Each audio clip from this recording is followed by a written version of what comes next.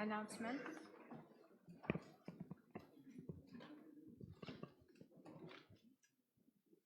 The Speaker, sir, it is with deep regret that we learned of the demise of former President Karl August Hoffmann, who was also a honorable member of this House.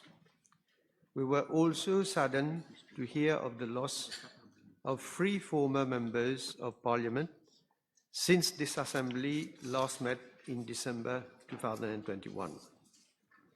Mr. Jaishwar Raj Dayal on 19th December 2021 at the age of 72, Mr. Dinesh Mandil on 15th January 2022 at the age of 69, and Mr. Ramnath Jita on 28th of February 2022 at the age of 92.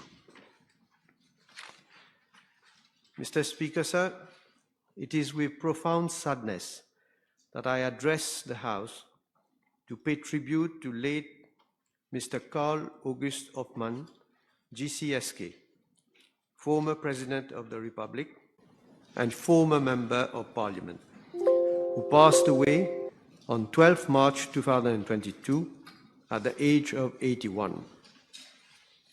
Mr. Karl Hoffmann, as he was commonly known, was born on 25th November 1940 in Portruis, in a poor family of 7 children. For his primary education, he attended the Girls' Government School and the Chandeleur Government School in Portruis. Since his family could not afford to pay for his secondary education, he chose to compete for a scholarship in order to pursue his studies further. He won the government-awarded Mechanical Engineering Apprenticeship Scholarship in 1956 and secured a seat at the prestigious Royal College School, then known as La School, and the Technical College of L'Oréal. To acquire practical knowledge and experience, he was trained at the then Government Railway Department, upon the completion of which, in 1963, he was awarded a certificate in mechanical engineering issued by the government of Mauritius. Mr. Hoffmann also held a diploma in social and political science from the Claver House in London. Mr. Hoffmann took up employment at the Daily L'Express newspaper as technician in the composition department. In 1979, he left La Sentinelle as plant and personnel manager and joined l'Imprimerie Père Laval as director until 1983. He thereafter took up employment at the Daily Le Socialiste as director, a position he held until 1986. Mr. Hoffmann always had a keen interest in social and voluntary work. At the age of 17, he joined the Jeunesse Ouvrière Chrétienne, and as such, he has been a coordinator of activities within the Indian Ocean Islands from 1966 to 1969. He left the Jeunesse Ouvrière Chrétienne in 1969. Thereafter, Mr. Hoffmann was entrusted the presidency of the Commission of Lay Apostolate by the then Bishop of Port Louis. Mr. Speaker, sir, on the political front, Mr. Hoffman started his career in 1976 and stood as candidate for several general elections. In December 1976 itself, he ran for the general election in constituency number 1, Grand River Northwest and Port Louis West, under the banner of the Union Démocratique Mauricienne, but was not returned. In June 1982, he ran for the general election in constituency number 17, Cupip and Midlands, under the banner of the MMM-PSM Alliance, and was returned as third member. On 20th of March 1983, Mr. Hoffman was appointed as Minister of Economic Planning and Development. In August 1983, he ran for the general election in constituency number 16, Vacua and Floréal, under the banner of the MSM Labour Party Alliance, and was returned as first member. On 17th of April 1984, Mr. Hoffman was assigned the ministerial portfolio for local government and cooperatives. From January 1986 to August 1987, Mr. Hoffman held the ministerial portfolio for social security, national solidarity, and reform institutions. He was also assigned the portfolio of local government from 24th July to 8th August 1986. In August 1987, he ran for the general election in constituency number 16, Vacua and Floréal, under the banner of the MSM Mauritius Labour Party Alliance, but was not returned. He was, however, allocated an additional seat under the best loser system. From November 1988 to August 1991, Mr. Hoffman was the chief government whip. In September 1991, he ran for the general election in constituency number 16, Vacua and Floréal, under the banner of the MSM-MMM Alliance, and was returned as third member.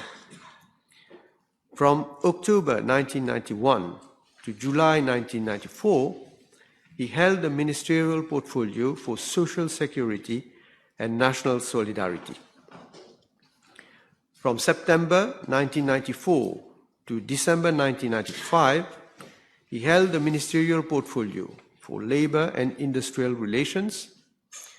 In 1995, he ran for the general election in constituency number 16, Vacua and Floréal, under the banner of the MSM-RMM Alliance, but was not returned.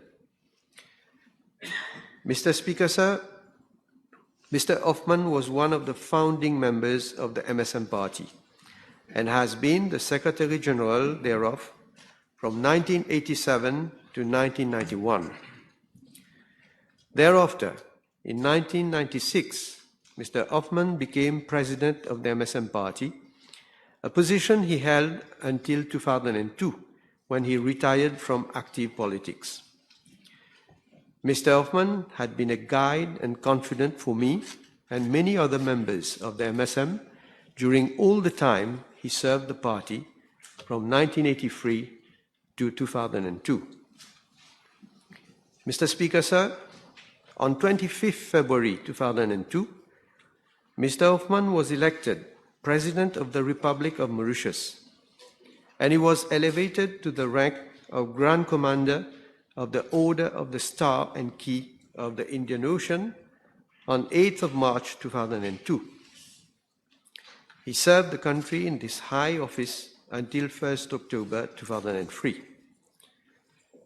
Mr. Speaker, sir, Mr. Hoffman has been the recipient of many other titles and honors. On 25th August 2002, he was conferred the title of Honorary Freeman of the City of Port Louis. On 13th September 2002, he was conferred the title of Honorary Freeman of the city of Maputo. On 21st May 2003, he was conferred the title of Honorary Freeman for the town of Tampon, Réunion Island, Republic of France. On 26th of June 2003, he attended the commemoration of the 43rd Independence Anniversary Day of Madagascar and was conferred the Grand Croix de Première Classe de l'Ordre National de Madagascar. In 2004, he became the Lloyd G. Balfour African President in Residence and continued to promote Mauritius and Africa at the international front. And in 2006, he became a founder member of the Forum for Former African Heads of State and Government, Africa Forum. Mr. Speaker, sir, Mr. Hoffman was imbued with the qualities of a staunch patriot, a fighter, an honest and disciplined person and politician who demonstrated a high sense of responsibility in all the positions he served the country and his fellow citizens. From very humble beginnings, he rose to become head of state, and his destiny was such that his journey ended on the National Day. That is testimony of his greatness.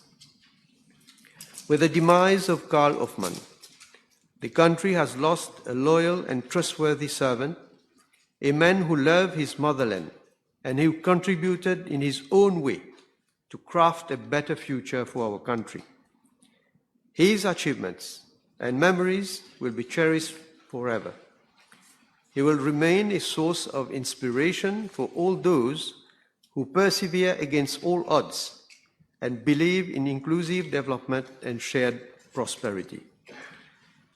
Mr. Speaker, sir, may I request you to kindly direct the clerk to convey the deep condolences of the Assembly to the members of the bereaved family of late Karl August Hoffmann, particularly to his son, Gilles Bernard.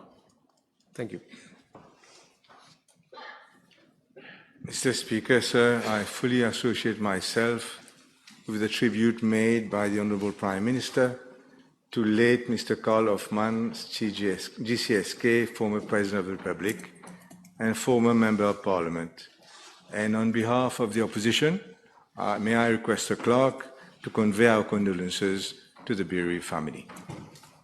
Honourable Members, I associate myself with the tribute paid to the memory of late Mr. Karl August Hoffmann, GCSK, former President of the Republic and former Member of Parliament, by the Honourable Prime Minister and the Honourable Leader of Opposition, and I direct the clerk to convey the deep condolences of the Assembly to the bereaved family.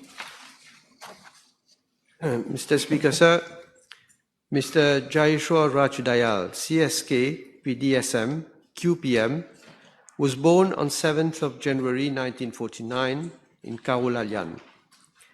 After his studies, he joined the then Mauritius Police Department as police constable in 1971. In 1972, he became cadet inspector and was one of the first Mauritians to be commissioned as a military officer in the United Kingdom at the Royal Military Academy in Sandhurst. In 1976, he was trained as helicopter pilot in France. In 1977, he took command of the helicopter department as pilot in command in Mauritius.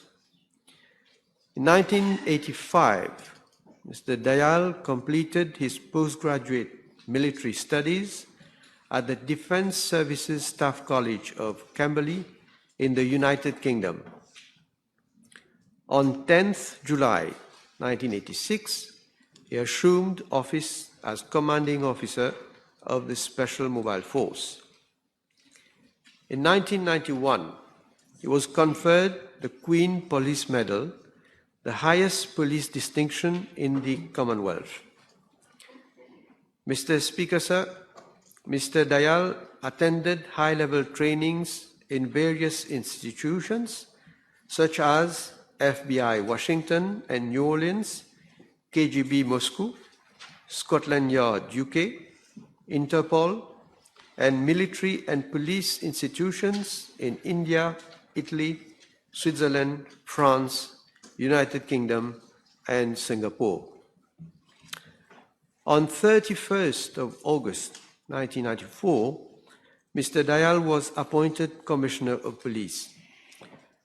On 12th of March 1995, he was elevated to the rank of Commander of the Order of the Star and Key of the Indian Ocean for outstanding contribution to the Mauritius Police Force. Mr. Speaker, sir, after leaving the Mauritius Police Force in 2000, Mr. Dayal started his political career and founded the Mouvement Démocratique National Raj Dayal. In September 2000, he ran for the general election in constituency number 10, Montagne Blanche and Grand River South East, under the banner of his party, but was not returned. In December 2003, he ran for the by-election in constituency number 7, Piton and Rivière-du-Rempart, under the banner of his party, but was not returned. In July 2005 and May 2010, he ran for the general elections in constituency number 10, Montagne Blanche and Grand River South East, under the banner of his party, but was not returned. In December 2014, he ran for the general election in constituency number 9, Flac and Bon-Accueil, under the banner of l'Alliance Les Peuples, and was elected as first member.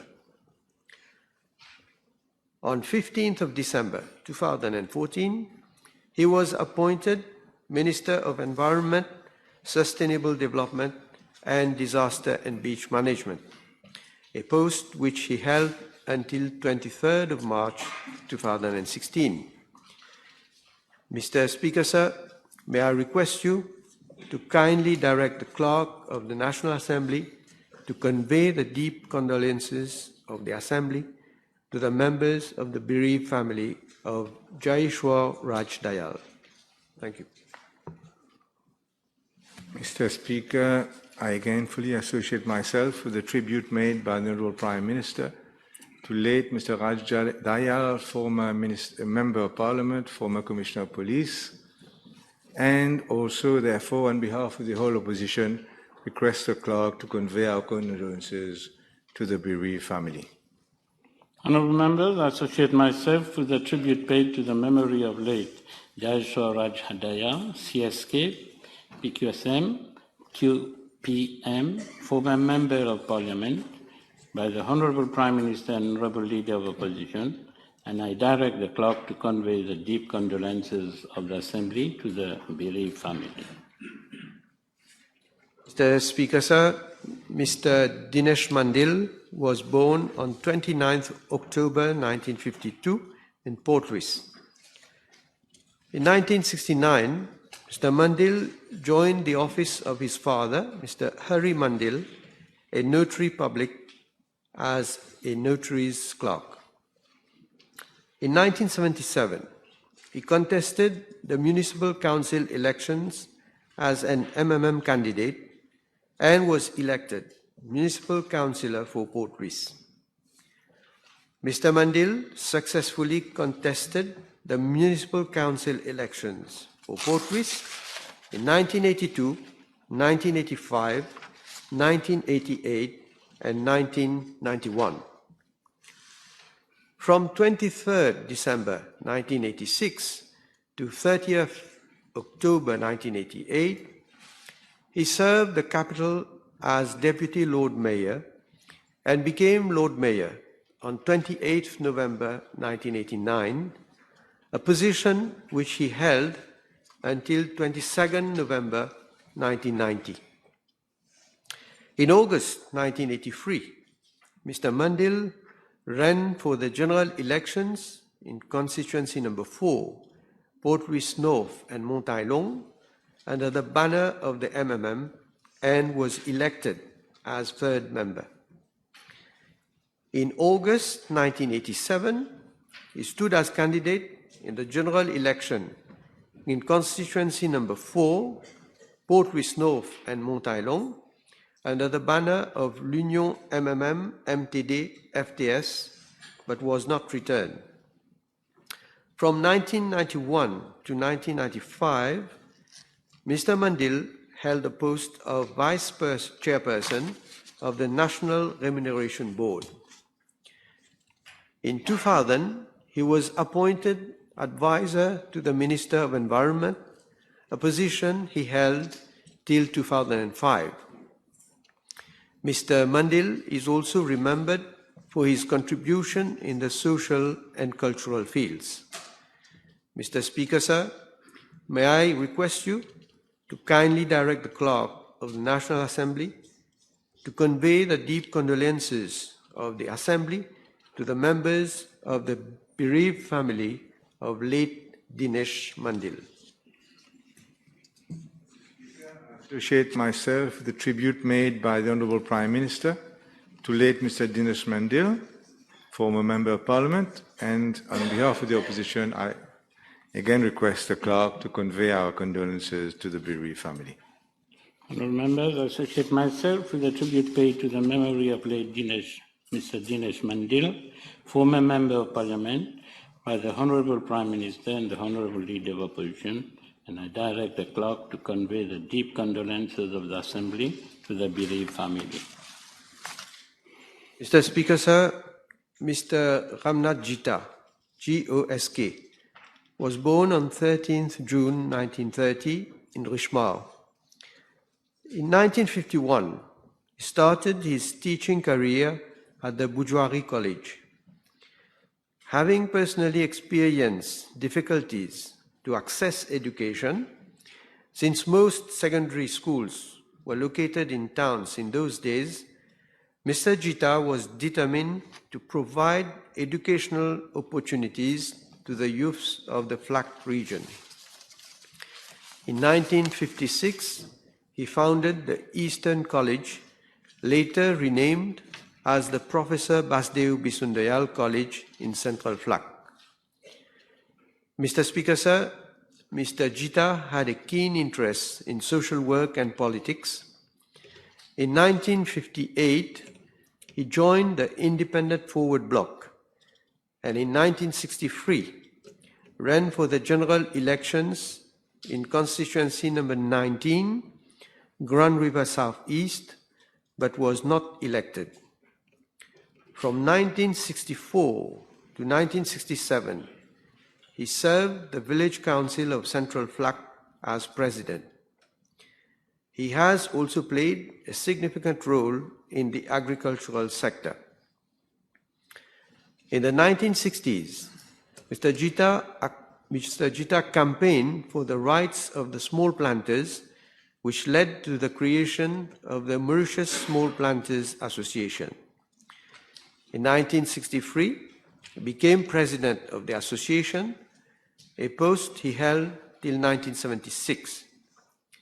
Mr. Jita was fully engaged in socio-cultural activities. He has also been an active member of the Mauritius Sanatan Dharma Temples Federation. In August 1967, Mr. Jita ran for the 1967 general elections in constituency number 9, FLAC and Bon Accueil, under the banner of the Independence Party, and was elected as first member. Mr. Jita held the ministerial portfolio for information and broadcasting from 1967 to 1969. Thereafter, following a split in the government coalition, he joined the ranks of the opposition. From April 1975 to October 1976, Mr. Jita served as chairperson of the Public Accounts Committee. In December 1976, he ran for the 1976 general elections in constituency number 9, Flac and Bonaccueil, under the banner of the Independent Forward Bloc, but was not elected. Mr. Jita continued to manage the Eastern College and devoted himself to educational activities. In 1980, he joined a distance learning program from Punjab University and was later awarded a Bachelor of Arts degree. From 1982 to 1986, he served as president of the Administrative Council of the DAB College in Portris, while also being in charge of the Eastern College. On 12th of March 2011, Mr. Jita was elevated to the rank of Grand Officer of the Order of the Star and Key of the Indian Ocean for his long and distinguished service in the fields of education and politics. Mr. Speaker, sir, may I request you to kindly direct the Clerk of the National Assembly to convey the deep condolences of the Assembly to the members of the bereaved family of late Ramnath Jita. Mr. Speaker, I fully associate myself with the tribute made by the Honourable Prime Minister to late Mr. Ramnath Jita, former Member of Parliament. And again, on behalf of the opposition, may I request the Clerk to convey our condolences to the bereaved family. Honourable members, I associate myself with the tribute paid to the memory of late Mr. Ramnath Jita GOSK, former Member of Parliament by the Honourable Prime Minister and the Honourable Leader of Opposition, and I direct the Clerk to convey the deep condolences of the Assembly to the bereaved family. I have an announcement. Honourable members, you will recall that on 8 December 2020 and 18 May 2021, respectively, I informed the House that my attention had been drawn to the fact that some honourable members had expressed concerns in regard the manner in which notices of parliamentary questions are being received by the Clerk of the National Assembly and the way same are being treated prior to finding the order in which they appear on the notice of questions. I also drew the attention of the House to the fact that the procedure of giving notice of parliamentary questions is thence governed by Standing Order 24, and that the internal arrangement at the Clerk's office is purely an administrative matter. In effect, the order in which parliamentary questions have been appearing on the notice of questions were determined by the order in which same were being received, in other words, on a first-come, first-served basis. In the light of the aforementioned, I invited the whips of both sides of the House to thrash out the issues with all the stakeholders and submit concrete suggestions to review the process. I have to inform the House that I received a written agreement dated 18th March 2022, co-signed by the Honourable Chief Government Whip and the Honourable Whip of the Opposition, to the effect that parliamentary questions of which notice are given for a particular Tuesday sitting be the subject of a drawing of lot for the purpose of determining the order in which same would appear on the notice of questions, and that same would be conducted in the office of the Clerk of the National Assembly in the presence of the Honourable Government Chief Whip or any government representative, MP, and the Honourable Whip of the Opposition or any Honourable Opposition representative MP. Copy of the said agreement is hereby being tabled. I agreed to the implementation of the said agreement pursuant to the provision of Standing Order 77, which reads as follows.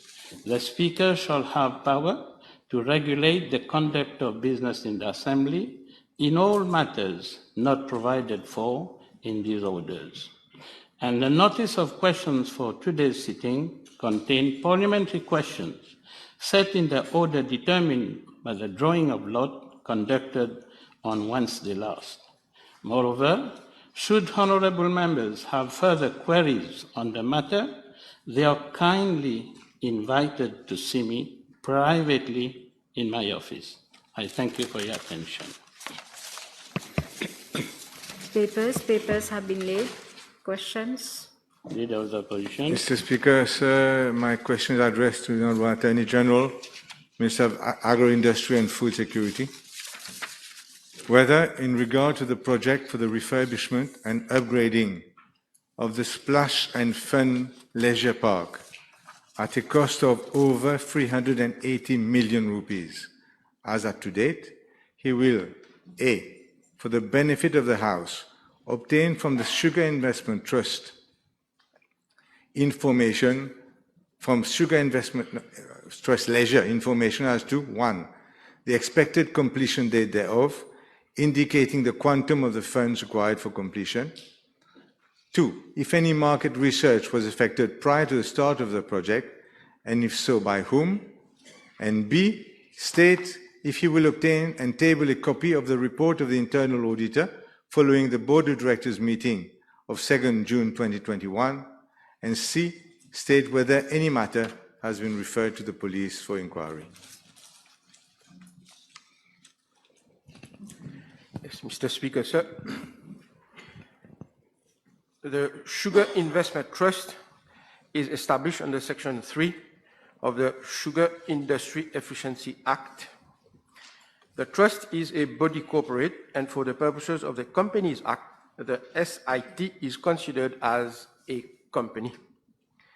The objects of the trust are set out in Section 4 of the Sugar Industry Efficiency Act. It may, therefore, invest inter alia in, I quote, leisure, entertainment, and gaming. As such, the board of the SIT in October 1999 set up a subsidiary as a private company, namely SIT Leisure Limited, for the purpose of investment in the then Belmore Water Park, constructed in the year 2000 and which opened on 4th December 2000. The Belmore Water Park was rebranded as the Splash and Fun Leisure Park in 2019. Mr. Speaker, sir, with regard to the refurbishment started in 2018 for an estimated cost of 350 million rupees. Refurbishment was completed in 2019, except for one item, namely the Boomerang, which has been completed up to 68% only, as the park was closed due to COVID-19 pandemic from 19 March 2020 to 15 October 2020, and from 15 March 2021 to 29 October 2021, and again from 12 November 2021 to 29th January 2022. I am informed that the board is contemplating to complete the Boomerang item of the refurbishment subject to availability of funds. With regard to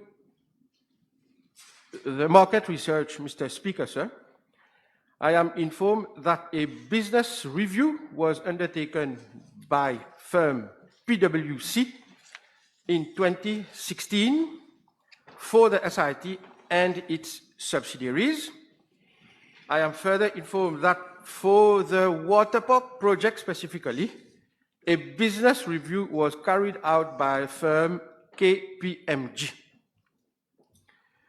With regard, Mr. Speaker, sir, to the internal auditor report, I am informed that following a board meeting of the SIT Leisure Limited held on 2nd of June 2021, the board members requested the internal auditor to prepare a comprehensive report on the 350 million rupees spent on the refurbishment of the park and the construction of the Boomerang. I am informed that the report of the internal auditor was submitted to the board of SIT Leisure Limited on 23rd of March 2022.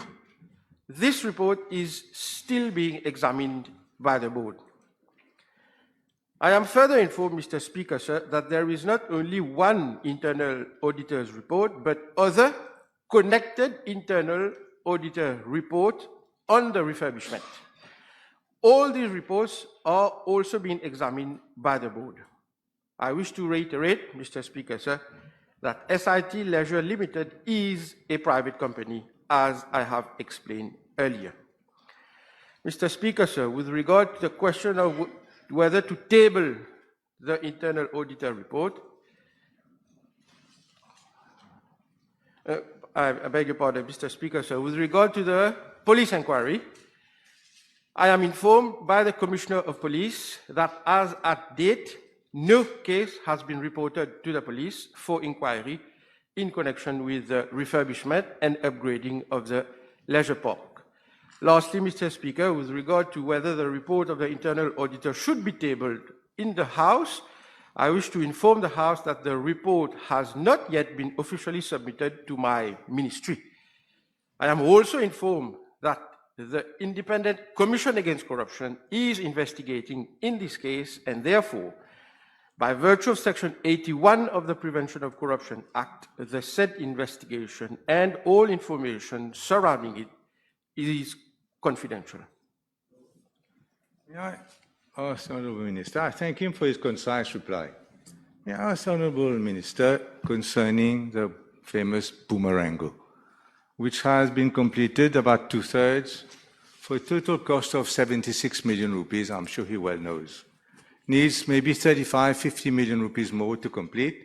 It is currently an eyesore. I can submit photos.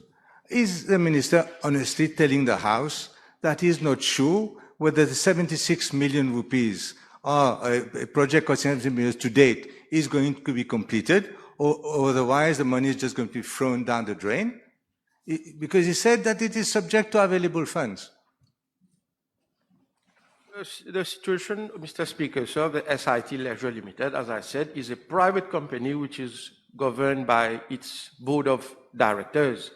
I do not have ministerial responsibility on the way the company is being managed by the board of directors. However, in the spirit of transparency, what I can share with the House is that, as far as I am informed, the business plan was that revenue would have been generated from the operation of the park. That revenue would have funded the remaining part of the refurbishment project. As I said, the park had to be closed not on one, but on 3 occasions. Let me give the dates again. 19 March 2020, after the detection of the first COVID cases. And then the park was reopened in October 2020. However, it was again closed in March 2021, following the second lockdown, and it was reopened on 30th October 2021. And then came November 2021 with Omicron, it was closed again. The park has reopened. The figures, as far as I am informed, show that when the park is in operation, it generates sufficient revenue. Now, when will the park operate fully, 100%? I cannot say, because the situation is very volatile. Speaker, sir, the Boomerang was meant to be completed in December 2019, 3 months before the first lockdown. The amount spent was 76 million rupees and has been stopped because of financial constraints. Is it seriously telling us that the future of a project having cost 76 million rupees is solely reliant on this SIT being able to generate some funds from what has been historically loss-making concern, the water park. Otherwise, the money will just go down the drain. If the Honourable Leader of Opposition, Mr. Speaker, is suggesting that there has been some mismanagement, then the Board of Directors will have to take its responsibility. As I have mentioned, the Board has already asked, it is the Board which asked for the internal auditor report.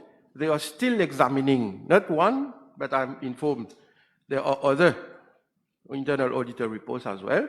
So I will say, let the Board of Directors shoulder their responsibility, and if there has been, in case there has been mismanagement, the Board will know what to do. I'd like to remind the Minister that there is a PS of his ministry and also a PAS of his ministry who has historically sat on this board, on these boards, and therefore his ministry should have all the historical information necessary for him to be apprised of what is happening, and I'm surprised that his ministry says they don't know what is happening. Now, Mr. Speaker, I visited the park. The park as it stands, Mr. Speaker, the Boomerango is unfinished. The bumper car is out of order, needs 20 million rupees. The 7D cinema needs another 14 or 15 million rupees to be put in order. There's a VR games not working. The carousel is not working. The pirate boat, although recently installed, is totally rusted. 400 million rupees, Mr. Speaker, nearly has been spent. You can't see anything for that money that has been spent. I'm just asking the Minister whether the money has not been embezzled, right, left and center, and this is why I'm asking for a police inquiry, because there's nothing to show for nearly 400 million rupees of funds spent. Yeah, I know the Honourable Leader of Opposition visited the park on Friday. I thought it was on Friday, but never mind. I had the occasion of visiting the park in October 2020, but not recently. Should, as I said, what the Leader of Opposition is asking is for a police inquiry, but as I have informed the House, there is an ongoing investigation by the ICAC. I don't want to say more. What I can also say is that this is probably precisely why the board has asked the internal auditor to produce a report on the refurbishment. So let the board examine that internal auditor report, and let also the ICAC pursue its investigation. There's at least 100 million rupees more required, and I'm going to ask the Honourable Minister whether he's going to put that money into the water park without this time having a proper market research. Because as everybody knows, a business review is not a market research. And the water park has historically been losing money. Someone decides to put 400 million rupees or more in a project and does not do a market research to see whether there is any chance of it making money. We are not, let it be clear, we are not talking of public funds here. The SIT Leisure Limited is a private company. The water park refurbishment project has, if I'm not mistaken, 80%, 79 or 80% of debt financing from bank and proprietary funds for 19 or 20%. We're not talking of public funds. Let there be no confusion about that. Furthermore, government is not injecting any public funds in the refurbishment project. Mr. Speaker, the Honourable Minister has historically been the PS of the Ministry of Agriculture and the DPS on that board, because there happens to be 55,000 petits planteurs who are shareholders in that company following an act of parliament passed in this House. If the Minister is going to wash his hands entirely of the issue, then why have the PS and the DPS of his ministry historically sat on this board? And I can give their names if you want. Yes, you're correct to say that the petits planteurs are represented on the board of directors.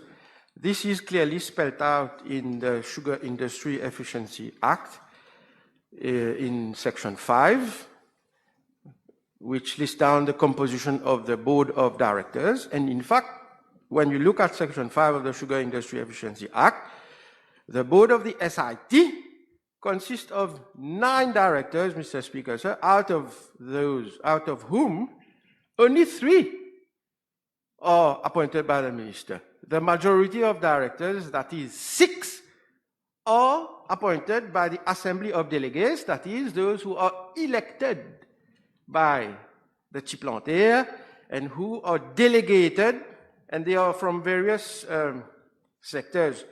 This Assembly of Delegates is composed of delegates from the 4 factory areas.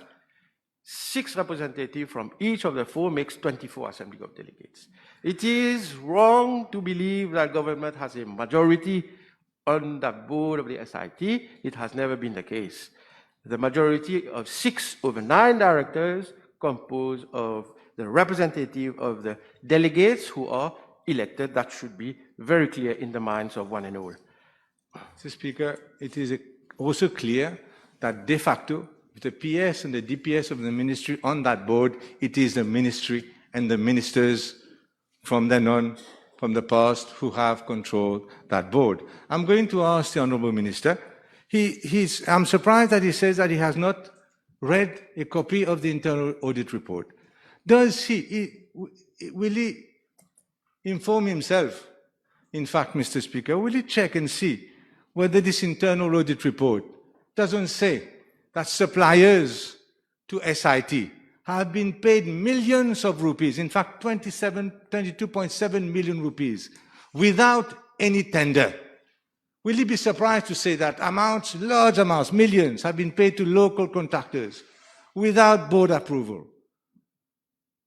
In fact, Mr. Speaker, 3.5 million rupees were spent on accommodation, food and drinks and entertainment, 3.5 million rupees for foreign visitors. And in fact, Mr. Speaker, will you also check whether, in fact, the internal auditor doesn't say that 2.7 million rupees was paid to a contracting, although should have been paid to a contracting company, but was paid to a different individual, coming, Mr. Speaker, to a conclusion that, in fact, the SIT could have been accessory to a crime. All this is in the internal audit report, and he's saying he hasn't been given a copy of that report. You're making statements too long time. Put your question. What do you want from the minister? I asked. Okay. Minister? Let me come on 2 points. First of all, on the control of the board. I reiterate what I've said earlier. Honourable Leader of Opposition keeps saying that the PS of the ministry used to sit on the board. Even if the PS used to sit on that board, I say again, the minister appoints only 3 persons over a total of 9 directors on the board of the SIT. That does not give the minister or the ministry a control over a board of 9 directors. That should be clear. Coming to the internal auditor report, let me say it again. It is the board members who ask for the internal auditor report. They must therefore have seen that there is a need for such an internal auditor report, in the light of which the Honourable Leader of Opposition mentions a number of specific matters. I will not go into the specific matters because these report, together with the other internal audit report, are being examined by the board. Responsibility will rest with directors. I have also disclosed that I am informed there is an ongoing ICAC investigation. I will leave it at that. I will say no more for reasons of confidentiality in Section 81 of the PUCA. Mr. Speaker, the Honourable Minister knows full well that it is only the new board appointed by himself when he took office, following the then Minister, Mr. Siratan.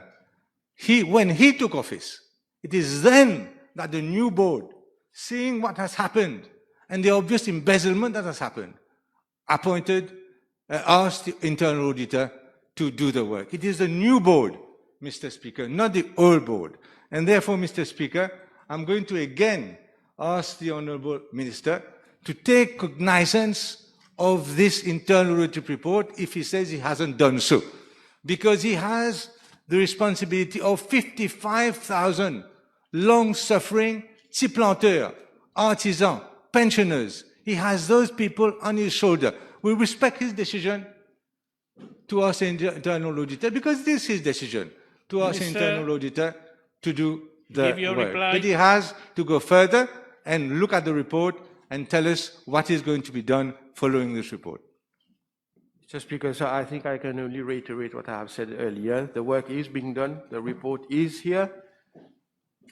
I did not say I haven't taken cognizance of it. The report has not been sent officially to my ministry because it is still being examined by the board. I can say that I have asked for it following the PNQ. I have also asked for other information surrounding this whole matter. This is how I come to know that there is other internal audit report and the work is ongoing. It is premature to say what the investigation will reveal.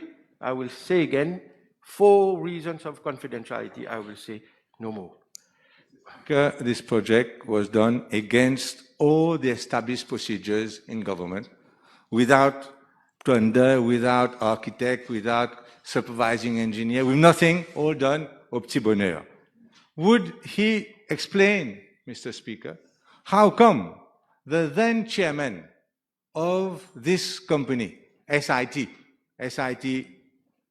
Sugar Investment Trust and SIT Leisure, one Mr. Pritam Budan, has supervised all this bloody mess.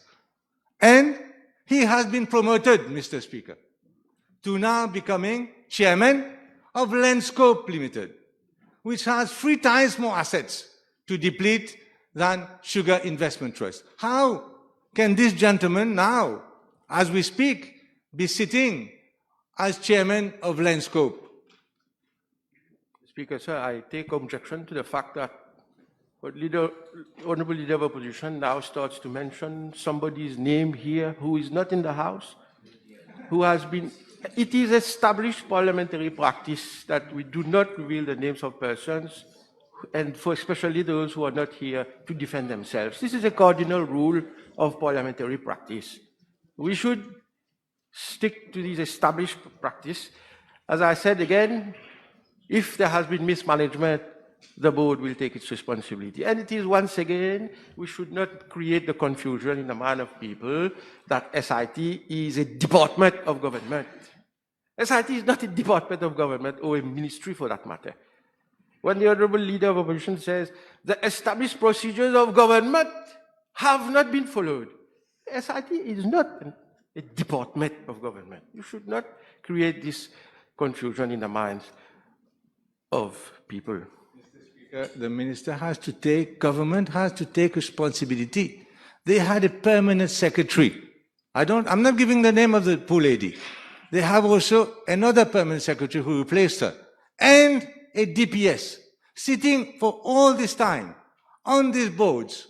And here we come, appointed by the minister then, the then minister himself. And here we come, and government washes its hands completely of this fiasco, which is going to cost 480 million rupees to the small planters of Mauritius. Now, I'm going to ask one thing to the Honourable Minister.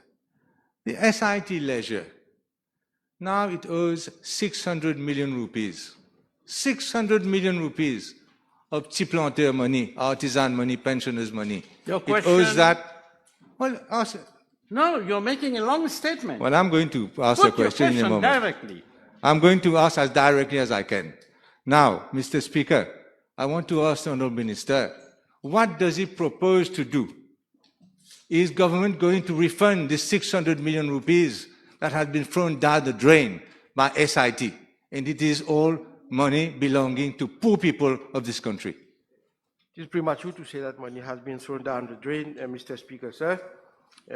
If there is anything to be done, the board has to take its responsibility. And furthermore, talking of the 55,000 petits planteurs and other shareholders, I will invite them through the Assembly of Delegates which is created under Section 6 of the SIE Act, to also take its responsibility. The Assembly of Delegates appoint, as I say, 6 directors out of 9 on the board of the SIT. They have their say in the management of the company. They will also have to inquire, to ask questions in the appropriate forum.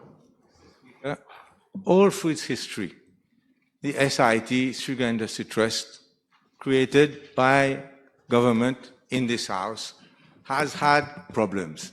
It used to have a huge turnover. At one point, 1.2, 1.3 billion rupees. Now the latest turnover, 200 million rupees. It has dwindled, Mr. Speaker, like a peau de chagrin. So what I'm going to ask the Honourable Minister now is a matter of policy. Whether it isn't time for us to review the way that SIC is managed, the way that the directors are appointed, so that for this huge amount of money that is still there is now a decent management and a decent board of directors who, however they may be appointed, professionally to manage money belonging to all these 55,000 people. Yes, as a matter of policy, Mr. Speaker, sir, I can say, yes, I have had consultations for some time now in my ministry. Collectively, we believe the time has come to review the structure of SIT. Now, which form that will take, we are still having internal discussion. But there is indeed room for improvement after so many years, and especially after seeing facts and figures based on historical performance. So I am personally in favor of a review of the corporate structure. How will that happen? Whether it's coming in a specific legislation or in the forthcoming finance bill, we are still having internal discussions. Last question, and then maybe my colleagues. I'm going to ask the Minister. The previous Minister who supervised all this was promoted from Minister of Agriculture to Minister of Financial Services and Good Governance, s'il vous plaît. The previous chairman, Pritam Budan, has been promoted to a much bigger company, Landscope Limited. Now, I've also received many representations from parlementaires, principally, artisans, etc., calling this huge scandal Splashgate, and saying, Mr. Speaker, that they request through me, through the opposition, a full commission of inquiry, not only on SIT Leisure Limited, c'est un petit marchand in this huge scandal, but on the whole forthcoming demise, I would say, of SIT itself, which, as I mentioned, has lost a huge amount of its profitability and is now paying a few cents only of dividends per share, a tenth of what it was paying before. Can we have a full-fledged commission of inquiry on Sugar Investment Trust? I don't believe a commission of inquiry is called for, Mr. Speaker, sir. What can happen is the new delegates who have been recently elected, very recently, towards the end of last year. So there is a whole new assembly of delegates who have been elected. Elections are held in all the factory areas every 3 years. So that new body of assembly of delegates can ask whatever questions they wish to in their assembly of delegates and through their elected directors on the board. As insofar as the internal audit is concerned, there is, and the facts disclosed therein, there is, as I said, an inquiry ongoing at ICAC. La question de la commission d'enquête ne se pose pas, Monsieur le Président. Prime Minister's question time. Do you have a question? Following the replies given by the Honourable Minister, it stands to reason that there is collusion and incestuous relationship between the SIT Board of Directors and the Ministry. Am I to understand that one of the members appointed by the Minister, sitting as a director on the Board of SIT, is under investigation by ITAC And would he tell the House the reason as to why he has not been asked to step down? No, I take exception on the word collusion, Mr. Speaker, sir. I might not have heard the exact words used by an honourable member, but collusion certainly is not there between anybody and the ministry. I think the honourable member hasn't heard me earlier when I explained what is the structure of the SIT and how that board functions. If that is the case, then I'm indeed very pleased that you know the board structure. So there cannot be therefore in any way any collusion whatsoever. Now, who is being investigated by ICAC? Which specific aspect? The honourable member knows very well. These are confidential, covered by Section 81 of the POCA, and I cannot therefore reveal. It's not a question of whether I can reveal or not. I don't even have the confidential information from ICAC. Time over. Prime Minister's question time. Honourable members, the table has been advised that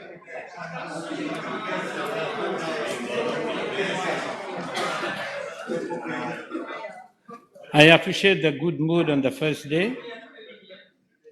Honourable members, the table has been advised that PQ B18 will be replied by the Honourable Minister of Finance, Economic Planning and Development. PQ B62, B77, B99, B101 have been withdrawn. Honourable Richard Duval, you have the floor. Yes, B1.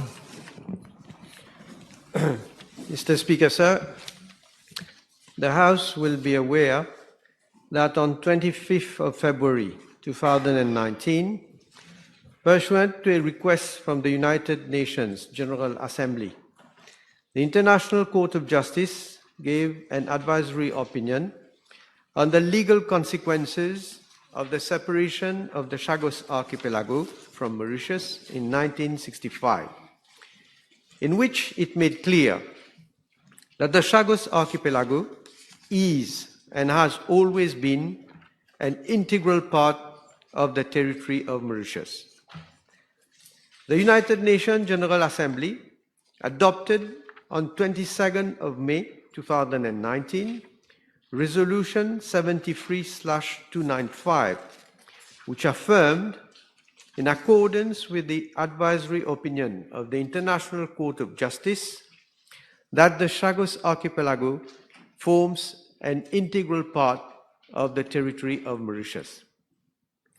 Following the advisory opinion of the International Court of Justice, Mauritius invited Maldives to engage in negotiations for the delimitation of the maritime boundary between the two states in the region of the Chagos Archipelago. Since Maldives did not accept that invitation, Mauritius initiated on 18th of June 2019 arbitral proceedings against Maldives under the United Nations Convention on the Law of the Sea. By special agreement dated 24th of September 2019, Mauritius and Maldives agreed to transfer the case to a special chamber of the International Tribunal for the Law of the Sea. On 18th December 2019, Maldives raised preliminary objections to the jurisdiction of the special chamber of the International Tribunal for the Law of the Sea. Following the exchange of written pleadings between the parties and the holding of an oral hearing in October 2020, the special chamber gave on 28th January 2021 its judgment, in which it rejected all the preliminary objections raised by Maldives and found that it has jurisdiction to adjudicate on the dispute submitted to it by the parties. The special chamber also ruled that Mauritius has undisputed sovereignty over the Chagos Archipelago. The case is still at pleading stage. Mauritius filed its memorial on 25th of May 2021, while Maldives submitted its counter-memorial on 25th of November 2021. Pursuant to an order dated 15th of December 2021 from the President of the Special Chamber of the International Tribunal for the Law of the Sea, Mauritius has to submit its reply by 14th of April 2022, and Maldives its rejoinder by 15th of August 2022. In the context of the preparation of its reply, Mauritius considered it necessary to undertake a scientific survey of Blenheim Reef, which took place from 8th to 22nd of February 2022. The purpose of the survey was to collect crucial data which can assist the Special Chamber of the International Tribunal for the Law of the Sea in the maritime delimitation exercise. In that regard, Mauritius chartered the Bleu de Nîmes, which met our requirements. The Mauritius delegation seized the opportunity to also visit Peros Banos and Solomon Islands. Mr. Speaker, sir, in reply to part A of the question, I wish to inform the House that it was initially planned that the participants in the scientific survey would depart for the Chagos Archipelago from the port of Gan in Maldives and return to Gan from the Chagos Archipelago. The expedition would have lasted about 1 week in that case. As a matter of fact, Mauritius wrote to Maldives to seek its assistance for the use of its port in Gan. However, the conditions imposed by Maldives for the use of its port were unacceptable to Mauritius. Consideration was accordingly given to the departure of the participants from Rodrigues. However, the captain of the Bleu de Nîmes advised that the journey would be very tough if the vessel were to set off from Rodrigues because of cyclonic weather conditions. It was therefore decided that the participants would leave for the Chagos Archipelago from Seychelles and would return to the Seychelles. In the circumstances, the survey mission lasted 15 days instead of about 1 week. Mr. Speaker, sir, with regard to part B of the question, the cost of the survey mission includes the cost of chartering the vessel Bleu de Nîmes for undertaking the trip to the Chagos Archipelago, which amounts to 956,648.33 euros, or approximately 48 million rupees. The cost of a special charter flight from Mauritius to Seychelles to fly the participants based in Mauritius to Seychelles, amounting to 28,825 US dollars, or approximately 1.3 million rupees. The cost of air tickets for the return of 14 participants from Seychelles to Mauritius and amounting to 365,655 rupees. Insurance cover for travel by sea and travel by air, which amounts to 46,552 rupees and 25 cents. The cost of hiring the services of 2 foreign surveyors. The total fees payable to the surveyors amount to 160,000 US dollars, or approximately 7.2 million rupees, and exclude the cost of the air tickets they have purchased to travel to and from Seychelles. There are other costs relating to the survey mission which have yet to be settled, and the claims are awaited. The journalists from the British Broadcasting Corporation, The Guardian, and the Atlantic Magazine, who have formed part of the delegation, have offered to make a contribution to the cost of the survey mission. To date, contributions have been received from the British Broadcasting Corporation and The Guardian. Mr. Speaker, sir, as regards Part C of the question, the company owning the vessel Bleu de Nîmes is Chemba Limited, which is registered in Gibraltar. As for the vessel, it is registered in Cook Islands. With regard to Part D of the question, I wish to inform the House that in view of the national security and vessel safety implications of such a mission in the Chagos Archipelago, let alone the fact that bidders were not readily available for this type of mission, the Bleu de Nîmes was hired outside the parameters of the Public Procurement Act in conformity with Section 3(1)(a) of the Act, and accordingly, no tenders were launched. Yes, thank you very much, Prime Minister. Can the Honourable Prime Minister tell the House in a press conference stated that some companies have imposed conditions which were unacceptable by his government? Could he specify which conditions were considered unacceptable? Well, may I know from the Honourable Member which press conference did I hold when I was allegedly having said those words that the Honourable On Member the 27th of February? Well, I've never said that the companies have imposed conditions which were unacceptable to the government of Mauritius. Well, if you can table a report for me having said that. Okay, well, Maldives. I have never said Yes, you such said, thing. you said, Maldives. Any supplementary? The company. Honorable Richard Duval?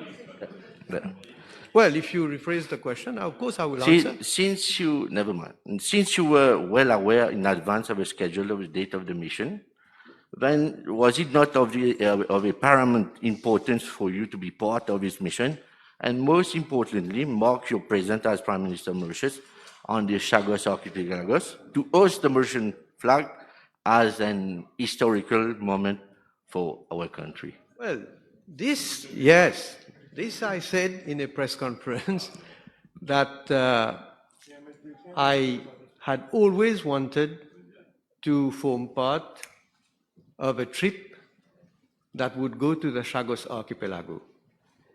This occasion had arisen in the light of the case that we had entered against Maldives. We, as I said, we had to carry out this survey, and we tried our best. I can tell you that I also spoke to the president of the Maldives at one of the previous conferences that we attended to seek his cooperation.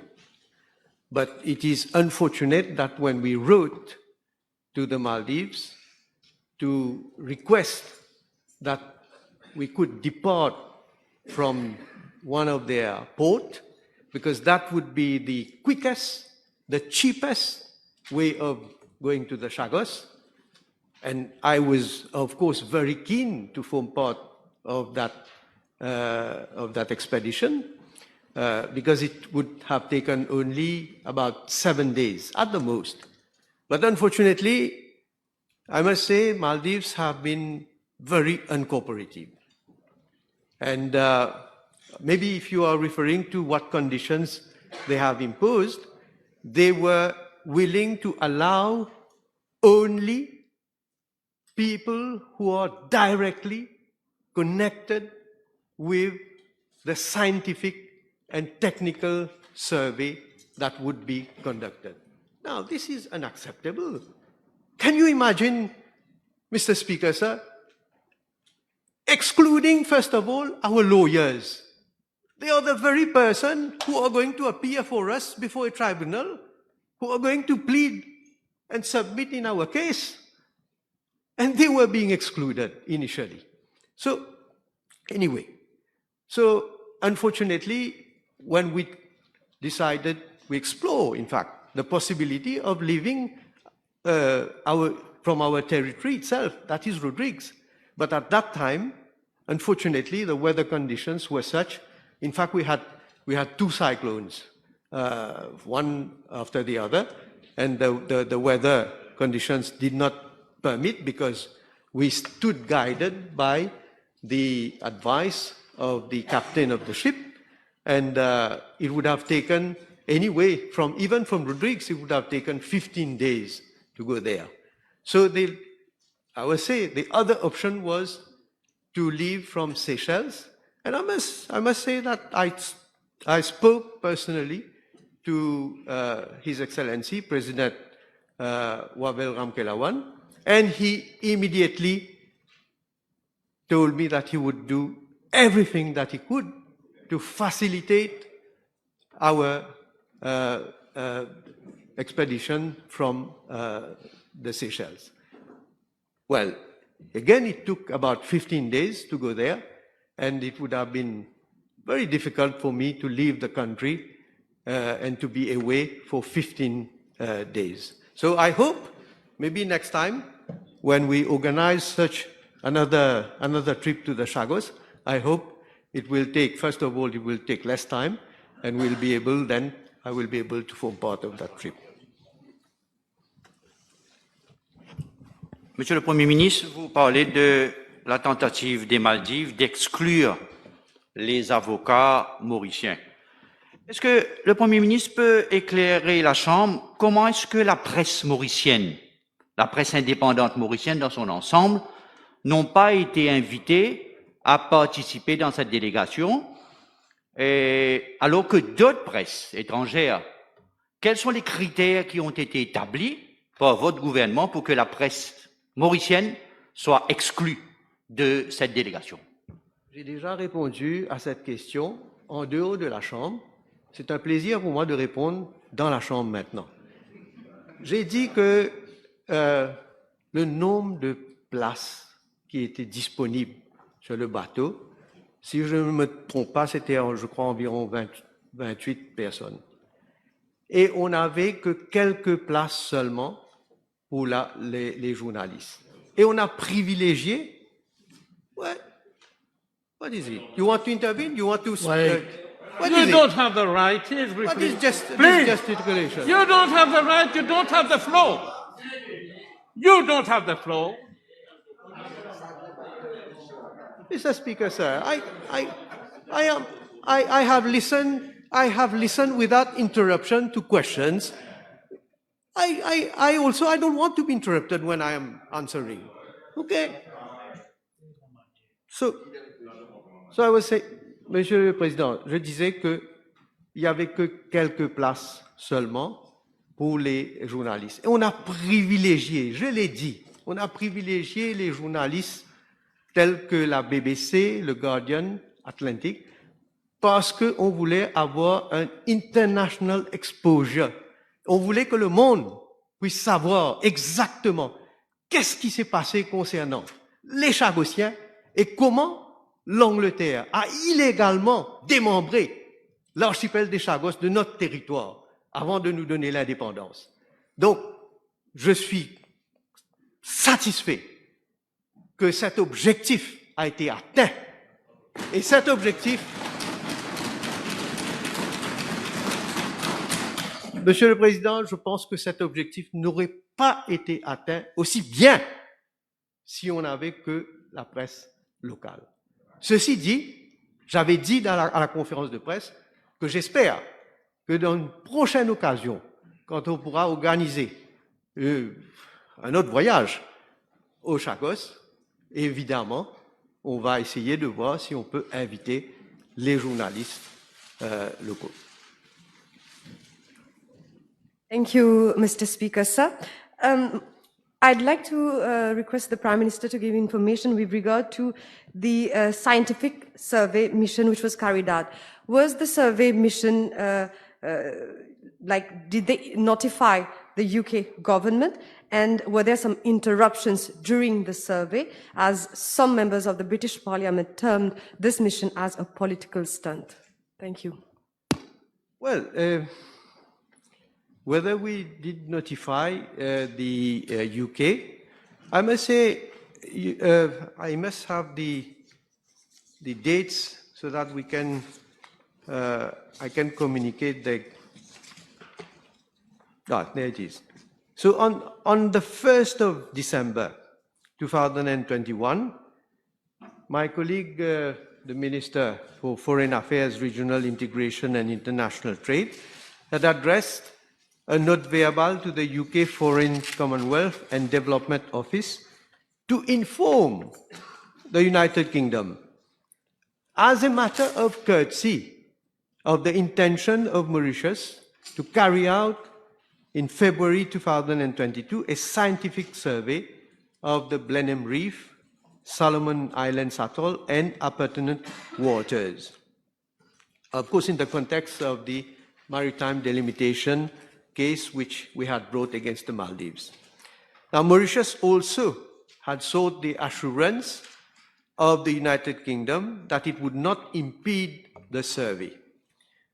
In its reply of 17th of December 2021, the UK Foreign, Commonwealth and Development Office conveyed the consent, can you imagine, the consent of the United Kingdom to the survey, and assured Mauritius that the British authorities would not impede the survey. Mr. Speaker, sir, on the 4th of January 2022, the Ministry of Foreign Affairs, Regional Integration and International Trade sent a note verbal to the UK Foreign, Commonwealth and Development Office to clarify that Mauritius did not seek the consent of the United Kingdom for the survey, as the Chagos Archipelago forms an integral part of the territory of Mauritius. And with regard to the other issue raised by Honourable Member, well, you know, as soon as the ship entered our EEZ, suddenly there was no internet, communication was getting very difficult, and on top of that, when we had entered the territorial waters of Mauritius, there were two ships, two British ships, which were monitoring the activities of Blenheim. In fact, we had also drawn the attention of the UK that it was improper, illegal for the ship to be in our territorial waters without our consent. You have the floor. Merci, Monsieur le Président. Le Premier ministre a parlé d'objectifs atteints. One of the objectives is to, for the Chagos community to return on the archipelago. Will the Honourable Prime Minister inform the House whether the next move of the government, especially with regard to the Chagos community, whether there is a settlement plan, a plan of action, and for the community to settle there, and if there is one, what is the time frame within which this action plan, this resettlement plan, will be implemented? Monsieur le Président, cette visite, je l'ai qualifiée comme historique. Unfortunately, there's one member of the opposition who criticized me to say it was not historique, it was hysterique. And let me say also, coming from the MMM, when I looked at what was stated in the press, not even privately in the press, from the leader of the MMM, to say that ce voyage, ce n'est que du bluff. This needs to be said for people to know how you are putting you have put a very good question. I'm very happy that you put that question. But then you should not be double-faced. Outside you say something, and then in the house you're saying something else. But anyway, I qualified this trip, this visit as historique. Parce que pour la première fois depuis notre indépendance, nous avons pu, indépendamment, louer un bateau pour aller sans contrainte, sans être suivi, sans aucune directive et sans surveillance. Enfin, surveillance, il y a eu, mais on a pu aller librement sur notre territoire, les Chagos archipelagos.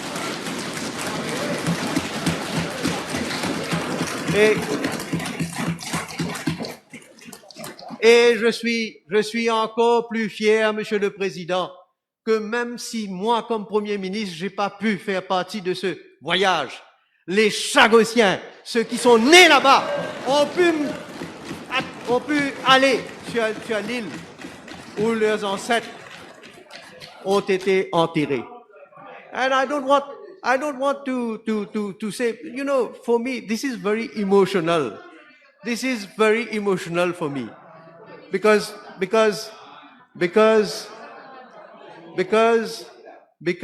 Chagossians, you know, they have found out dans quel état, par exemple, l'église, le cimetière était dans un état délabré. But anyway, I have repeatedly in the past said that one of the objectives is for the Chagossians or anyone who is willing to go onto the Chagos archipelago and to live there, we will have a plan of resettlement. At any rate, we have, in the past budget, we have already voted a sum of money. And then in future budgets also, we will make provision. But of course, we can't resettle unless we take possession of those islands. And unfortunately, the UK is still, I must say, the UK is still remaining on the wrong side of history. But that is their choice. But we will fight, and we will fight until we regain possession of our territory.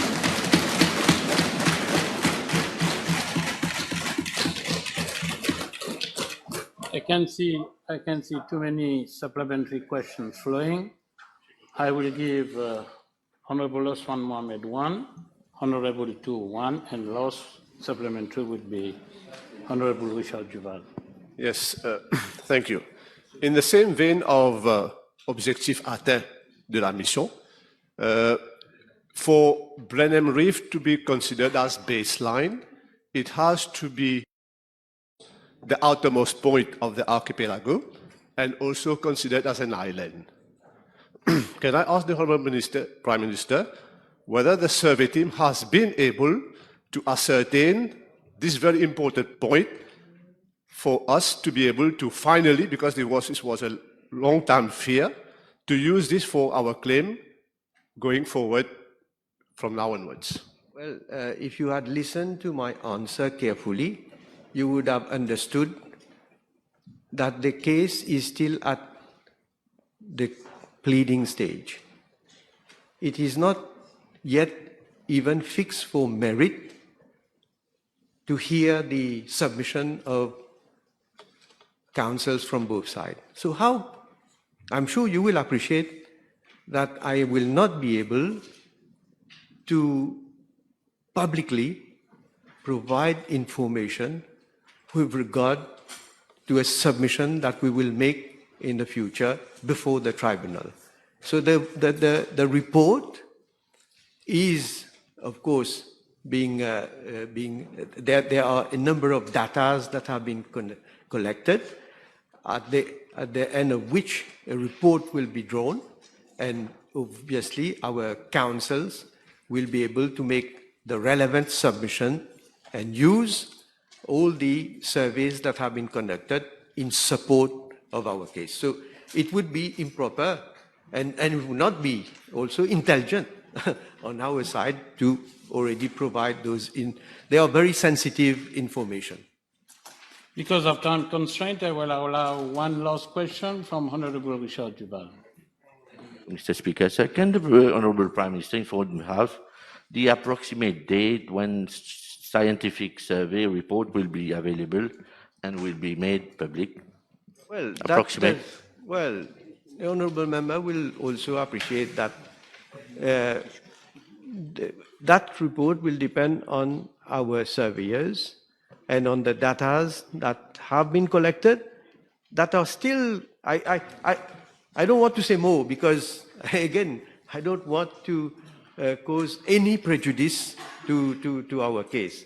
But, of course, that report will be ready before we submit